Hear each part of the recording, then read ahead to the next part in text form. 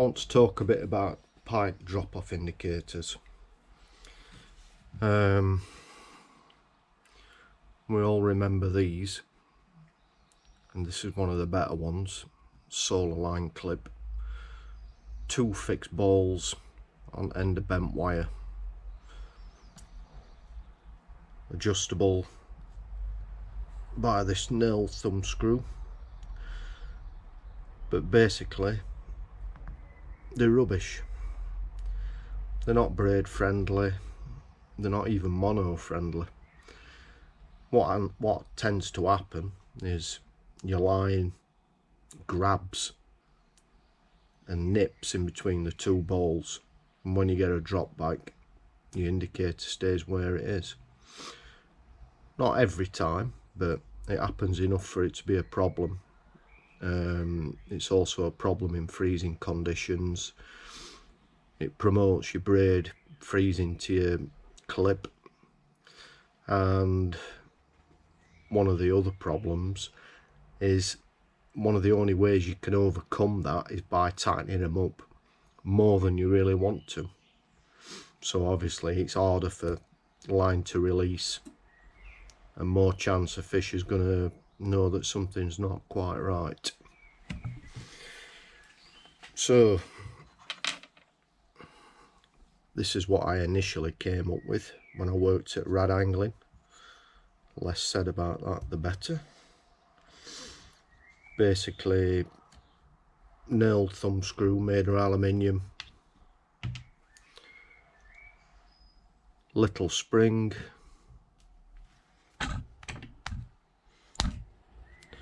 there is actually 3 ball bearings in these, but as you can see they're really small, and obviously the head's white.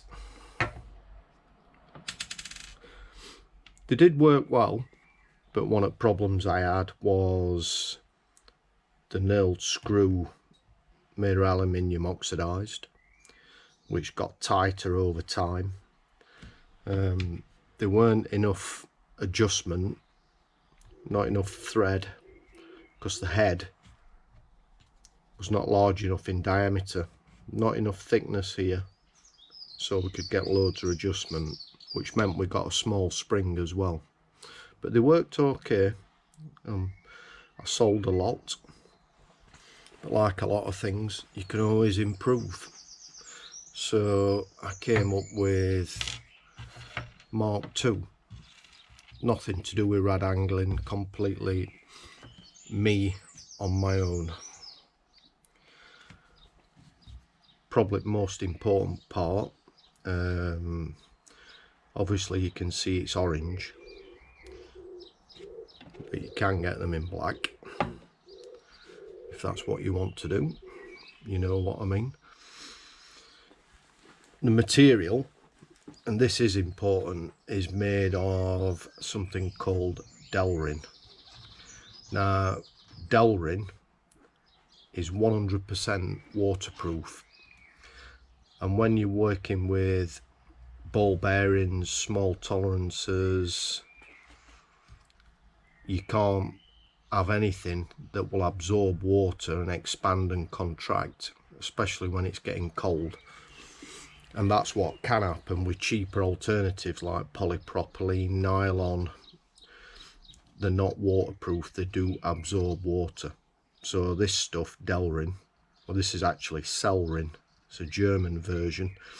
I import it from Germany, and the first thing you'll notice, it's a larger diameter. So I've got a bigger section here, so I've got more thread. It's a large diameter hole, and it takes larger diameter Delrin balls. Delrin again can't absorb water, really important. That's allowed me to be able to use bigger springs. I've got more travel, large diameter, more adjustment. Again, it addressed one of the shortcomings of the original. The adjuster is now made of Delrin. Got more thread. That can't go rusty, it can't seize up. It'll stay exactly as it is forever.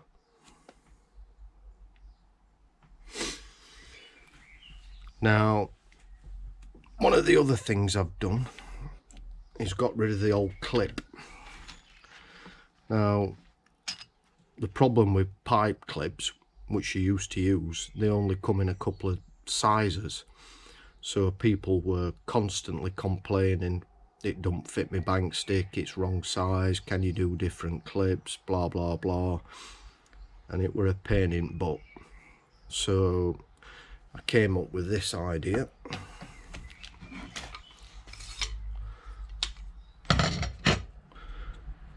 Which, if you recognise it, it's very similar to what the locking mechanism and adjuster is on an fishing umbrella. Now, this screw fits in there. Obviously, that's how it attaches. This comes with a pilot hole, and when you order them, I'll drill it out to suit your bank stick. This one is 16mm. Nips up like so. And this can be positioned wherever you want it on your bank stick. At the top, halfway down, middle, wherever you want. And that can actually stay on your bank sticks when you put them in your quiver. Or just take them off and put them in your bag, wherever suits you best. And that will do diameters from 13mm to 19mm, which covers nearly every bank stick available. Connecting parts, again, all made from Delrin. Spacer washers, even Delrin.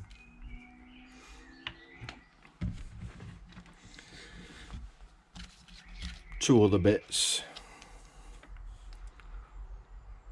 Connecting arm made of solid carbon fibre, just for strength, lightness, can't go rusty, and it's strong. Now, I'll show you on this one. In the back here, we have a thread, because this head is heavy. There's no need for drag weights, sliding weights. This will show you drop backs at any distance. But if you're using a float or a sunk pat, that head can be too heavy.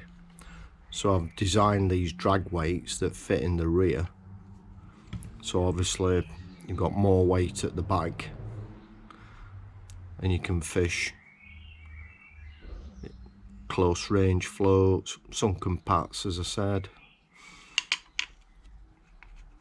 And I've also just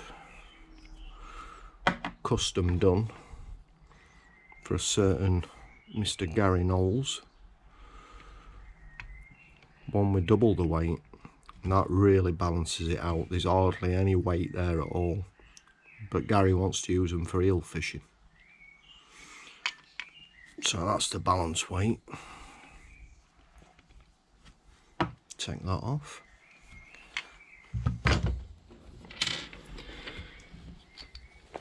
Now a bit about how they actually work. The two balls that meet, if you can see, the one on this side fits into a spherical socket. This one obviously slides on a bore, but if your braid or your line ever tries to nip in the groove like it used to with the old style line clips, the balls rotate. They actually turn, the line turns them, so it can never ever ever hang up. it will always drop back, even at extreme range. And that's the whole ethos of the indicator. That's the big unique selling point of this style of indicator. Obviously with the adjuster you can go slack so that they're barely hanging on the line, to screwed up tight if you're fishing big lively things. As I said, available in black as well. I don't see the point in doing any other colours. I think orange and black cover most things. You could always drill them out wherever you want and fit an isotope. I don't like fish for pike. Do a bit of zander fishing, but I don't see the point really. But if that's your bag. Lastly, if you use Billy's backbiters, I can make them with this arrangement instead of the bank stick attachment arrangement, and you can use them on your Billy's alarms. Again, just when you order, either give your diameters of your bank sticks or whether you're using Billy's.